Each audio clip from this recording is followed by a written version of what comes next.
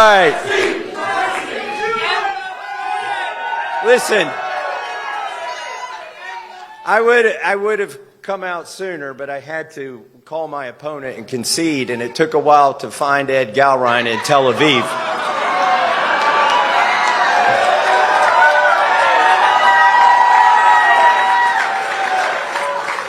I did get the call through, though. I have called and conceded the race.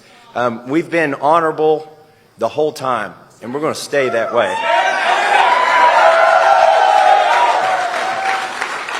You know, welcome to the most expensive congressional primary ever in the 250-year history of this country. It's not just the most expensive. This thing went on longer than Vietnam. It started 9 months ago, and they didn't even have a candidate, and they decided they want to take me out. I want to start by thanking the volunteers who have put so much effort into this. Some of you came from all across the country. Some of you are homegrown. I love all of you.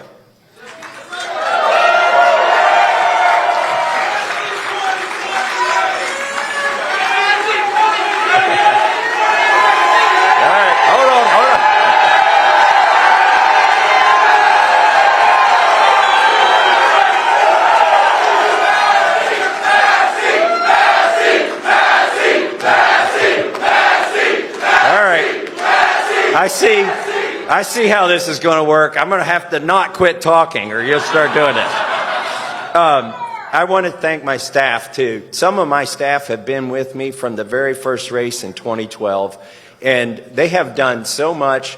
We've never had, contrary to all the BS you've heard, we've never had a single ethics complaint filed against me or my staff in 14 years.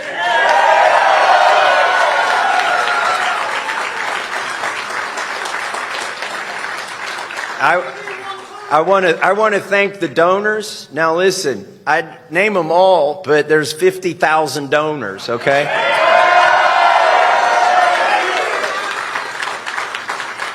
We didn't lose this race because we didn't have enough money. You know, it is the most expensive race ever. I think when they add it up, right now they can count 35 million. I think when they add it up, it's going to be a lot more than that, because on our side, we know we spent more than 15 million. And we were able to go toe-to-toe. There was never a week that we got outspent more than 2-1 in this entire race once it got underway. And that's also, it wasn't just the grassroots donors. We had a long time, one of my longest friends, he went through a rough spell, and I never left him. I always supported him. And he actually started the super PAC, the one that nobody knows who runs it, Cliff Maloney. If you're around, would you come up here?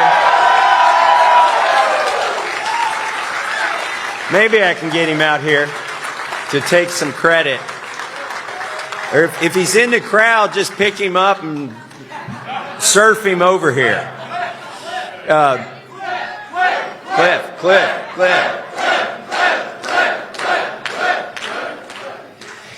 I see, by the way, I see one of my online influencer heroes, Bobby Sauce, over here.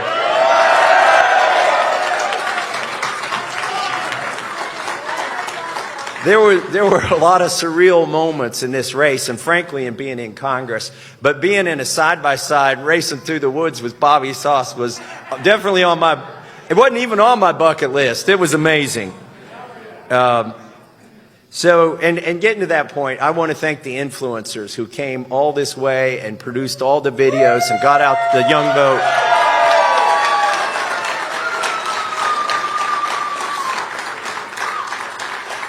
I want to thank my family. That's who we have arrayed back here, my grandbabies, all three of them.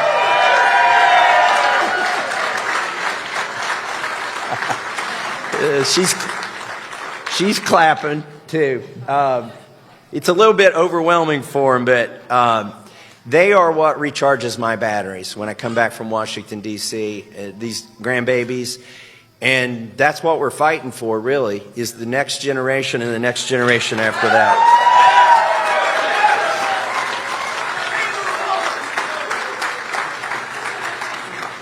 But I have to especially thank my wife, Carolyn.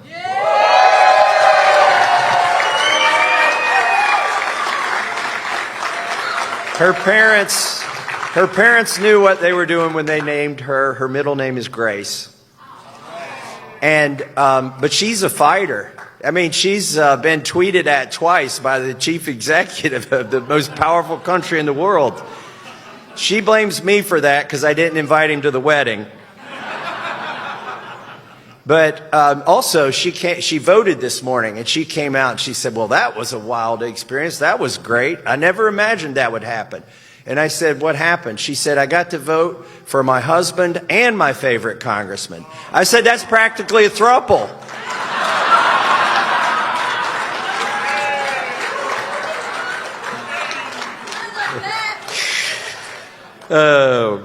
In all seriousness, walking out here and seeing all of you has really energized me. And it has all along. But why am I hopeful right now? Because if you looked at the crosstab in the polling, and I'm sure if we had exit polling, it would show the same thing. We have the younger demographic.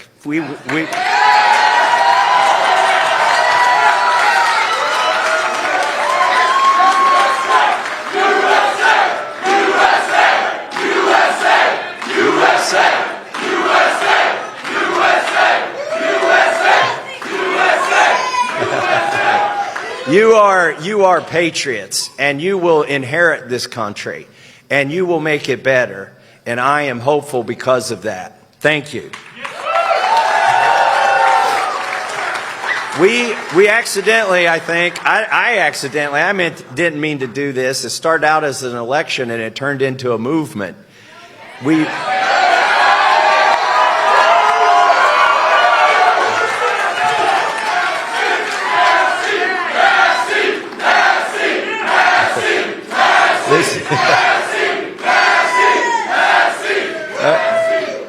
I mean, I think people, if you're not tired of politics, if you're not jaded, if you're not cynical, and so many people are, the people that want somebody that'll go along to get along. I've never heard of that strategy, but that seems to be what the voters want. That's what's been promised to them, but not the young voters. I mean, we stirred up something. There is a yearning in this country for somebody who will vote for principles over party.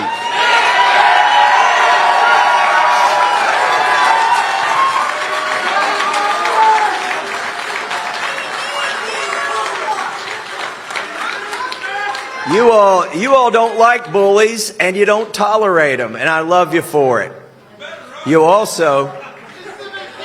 Yeah. They couldn't listen.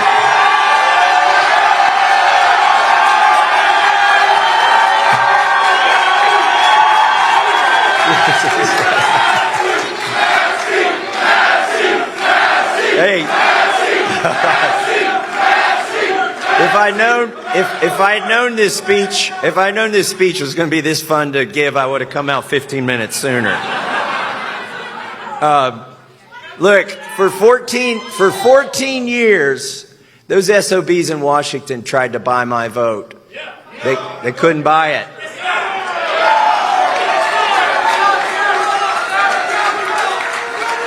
Why did the race get so expensive? Because they decided to buy the seat. And it got real expensive for them. Look, they used a lot of dirty tricks, but we stayed the course. We didn't bend a knee. We didn't throw a foul ball. We didn't do any of those things. We didn't kneecap anybody. We had lots of opportunities to try a lot of stuff like that, and we never did it. We ran a clean race. Hey, and by the way, after 18 months of a blackout, of not letting me on Fox, they finally let me on Fox today, 4 hours into the election.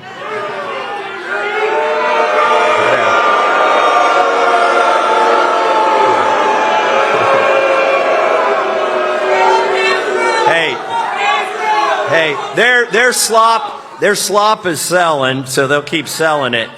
But listen, I got to watch Fox also for the first time in 18 months. And there was the president talking about, by the way, while gas is almost $5 and diesel's almost $6, they're talking about this big ballroom they're going to build, and it looks like the Roman Empire, architecture from the Roman Empire. I see a few analogies there, and people are just trying to make ends meet. But we were promised that Miriam Adelson would pay for that ballroom, but she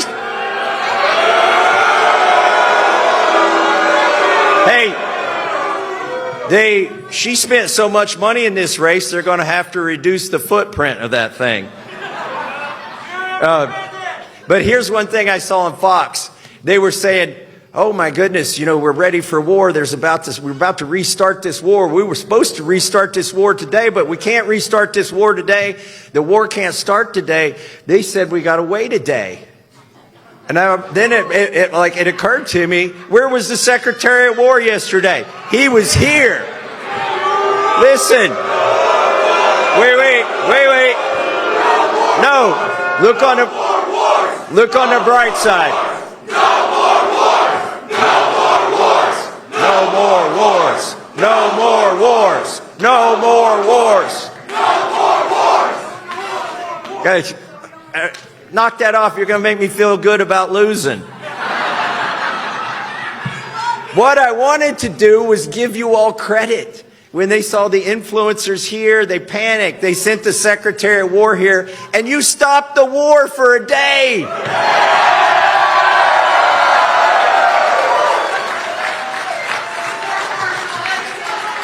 All right. We know we don't want a war, and we know why young people and middle-aged people are against the next war. Because we'd be the ones fighting it. They're trying to bring back the draft. Screw that. We're not going to fight. We're not going to fight some other country's wars, are we? No. What else do we stand for? We don't want to send our money overseas. Okay, I'll go for that.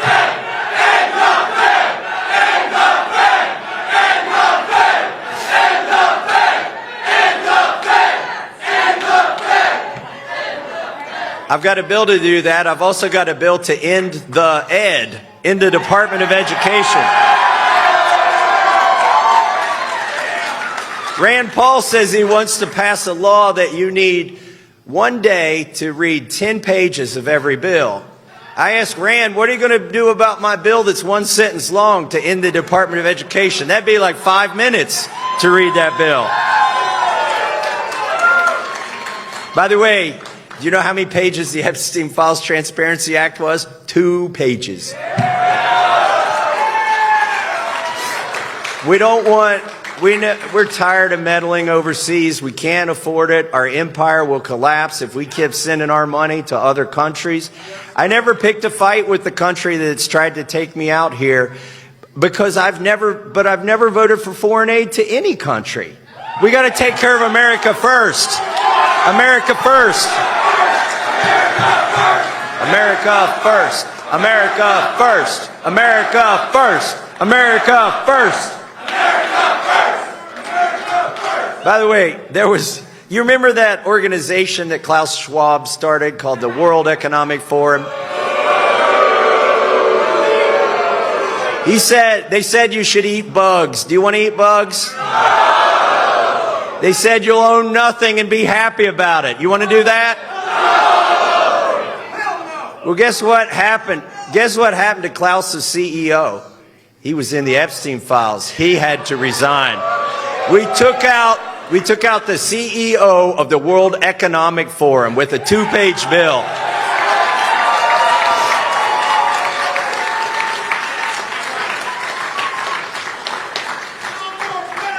What else are we for? Look, for years I've been standing up for the Second Amendment, the First Amendment, the Fourth Amendment, the Fifth Amendment, the 10th Amendment. I just realized the 7th Amendment is under attack. It's because I serve on the Judiciary Committee. The 7th Amendment is your right to a jury trial. They've taken it away for vaccines. If you get hurt, you can't sue for vaccines. They're trying to take it away for pesticides. They're trying to take it away for these data centers. No. We've been fighting. We're not going to give them one. What else is part of our coalition? Cutting DOGE, cutting spending.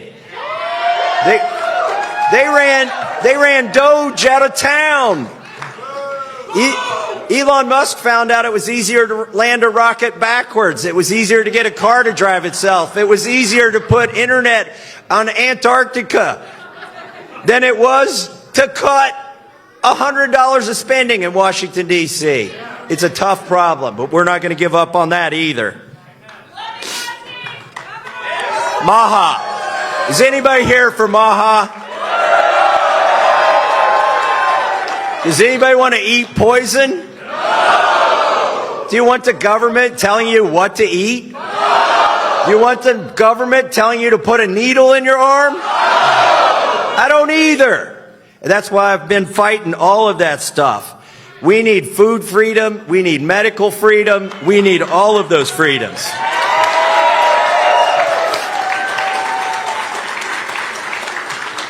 And we need basic decency. We need basic decency. That's what the Epstein Files Transparency Act was all about. By the way, today is the 6-month anniversary of the Epstein Files Transparency Act. We've taken out 24 CEOs, an ambassador, a prince, a prime minister, a minister of culture. And that was just 6 months. I got 7 months left in Congress.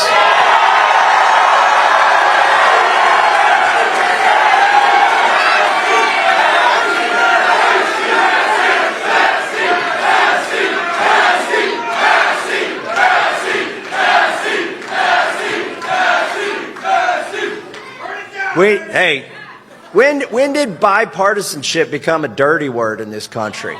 It never should be.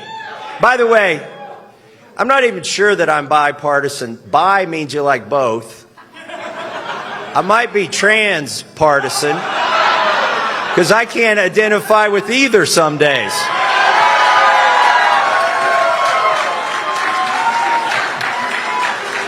That's the great thing about the polls being closed. I can't run an ad where I claim to be trans.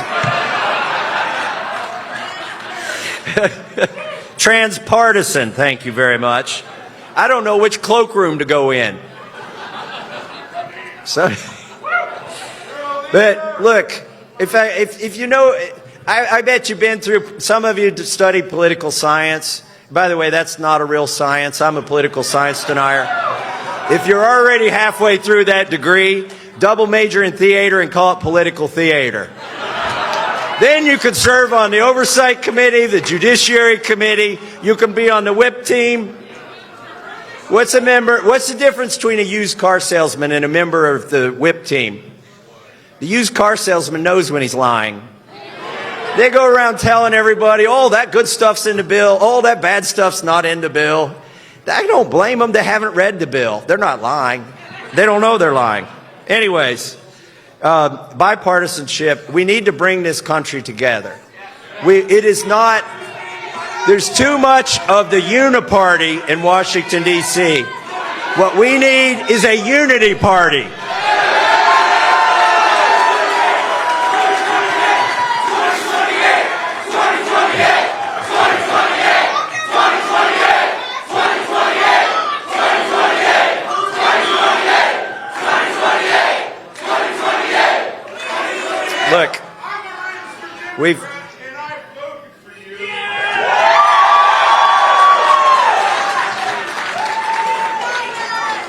Look, we ran a race that you can be proud of.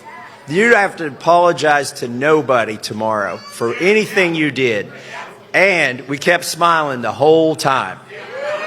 When I was called a moron at the prayer breakfast, I said, I'm glad I'm in his prayers. That would be my advice to you all. Don't dig in. Don't get mad. Don't even try to get even. Just stay on your course. Get our stuff done. Get the things you care about done. We weren't really running against Ed Gallrein. We weren't running against Donald Trump. We were running for what we believe in.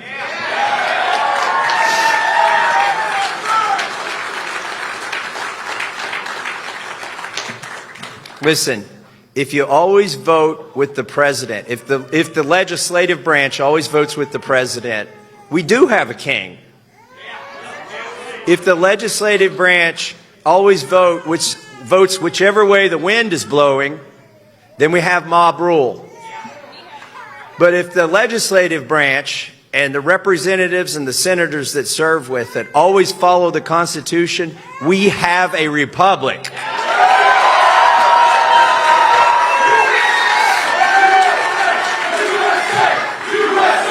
USA. USA. USA. USA. USA. USA. Why are all the loud ones in the front? I could have heard you in the back. Listen, I want to leave you with this. Oh, wait. I want to have a toast.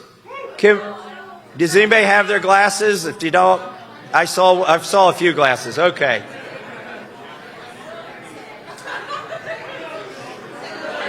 This is the one scandal. This is the one scandal they never figured out on me.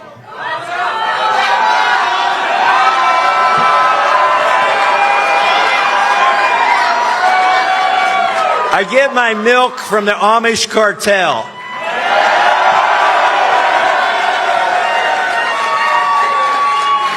And I don't pay for it with Federal Reserve notes. I trade peaches for dairy. And what I want to do is this is a toast in honor of my late wife. I introduced a raw milk bill, and a milk lobby came after me viciously. They said there wouldn't be enough hospitals for all the kids that would be sick and dying if we had raw milk.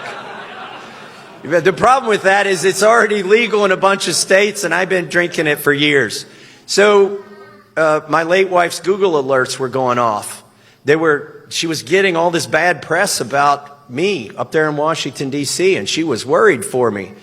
And I've got a pretty thick skin, but she texted me one of those stories, and she said, OMG, I didn't realize the lactose lobby was so intolerant. So let's have a drink.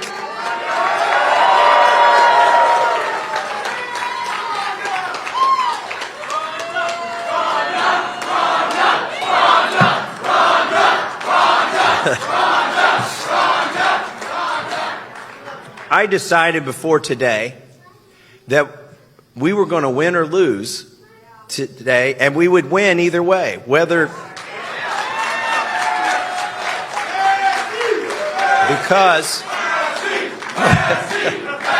not again.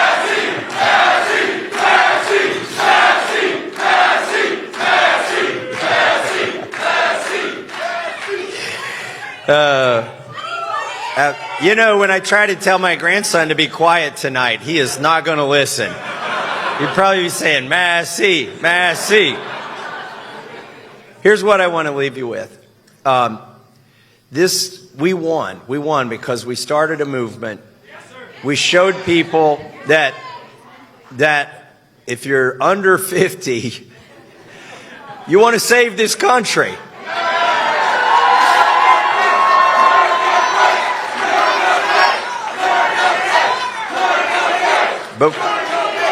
But what happened today was God's will. It couldn't happen if God didn't want it to. So our job, and I'm not going to make any announcements tonight. I'm going to go back, have me a medical margarita. I'll hang out and party with you all. You know I don't drink recreationally. I have medical margaritas. I even have a medical margarita card. But what happened? What happened today? What happened tonight was God's will. And we have to figure out what was the purpose of having the biggest fight ever. Biggest fight ever. Why did it converge on one of 435 congressional seats right here in Kentucky? What was God's purpose? What is he showing us tonight? We're just getting started. I like that.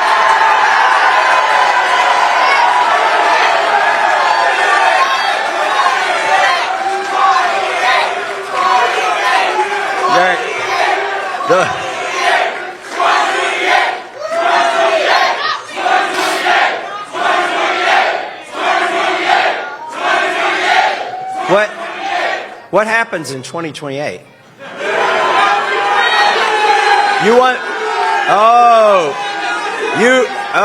want me to run for Congress again? I don't know what you're talking about.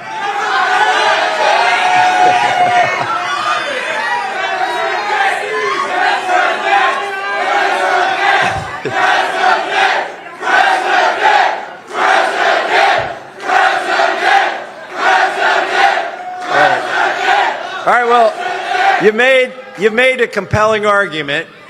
You spoke your piece, but I need a medical margarita right now. And we'll talk about it later. Thank you and God bless.